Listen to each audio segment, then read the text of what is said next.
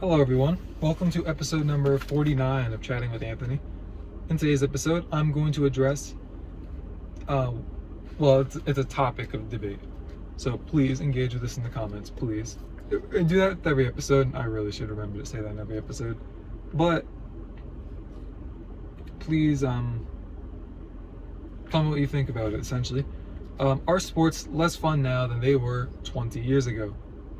So I'm going to start by saying that a part of this whole debate is started by the topic that the games are nowadays safer and not as violent.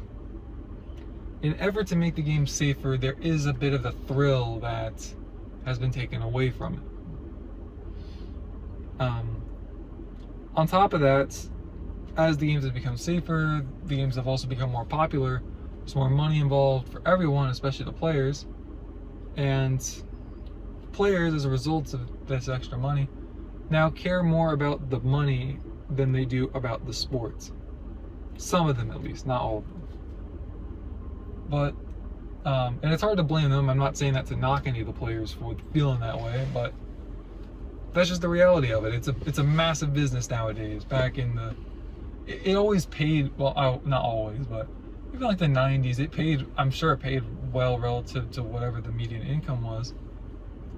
But now it's like guys like low on the bench on NBA teams can make like almost $10 million a year. And good for them if they can, but it's just like the money is insane, and so naturally it's like you're gonna have people who try to cheat the system to get their way there to get a payday. And can't really blame them, but it does kind of suck that like the product will suffer at least a bit for that to take place. Nowadays in sports, I believe that the divisional standings mean less, which takes away from meaningful rivalries. I do think that the MLB has done a pretty good job of not having that happen.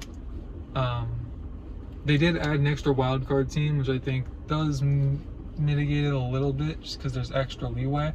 But I also didn't really think it was fair that only a third of the teams made the playoffs, and two of those teams literally had one game to play before they got like bounced out. I never really liked that aspect of it myself, so I'm happy for it. But the reality also is, like, yes, you are going to mitigate some of that. I don't know if hustle would be the word for it, but that does take away from like the excitement, like the negative excitement, anxiety, I guess you could say, on the teams we have. The NBA, the divisions mean nothing. Playoff standing is completely by record, which I understand why, but it's really just a matter of just like win however many games you can. Like there is no, not that there aren't divisional rivalries, but it's like whenever I see like people try to hype up, oh yeah, these two are divisional rivals, I just feel like they're just trying to hype something up that's dead. It doesn't really mean anything. Why would it mean anything? If the top three teams in the conference all are in the same division, they're going to get the top three seeds. Now they'd have to duke it out with each other quite a bit to get there, but especially like more often than you would if it was a non-divisional team. That's all it is. You just play extra games, which just isn't nothing, but it's not quite what it was. And that definitely takes away from the fun of the sport, because it takes away rivalries, as I said.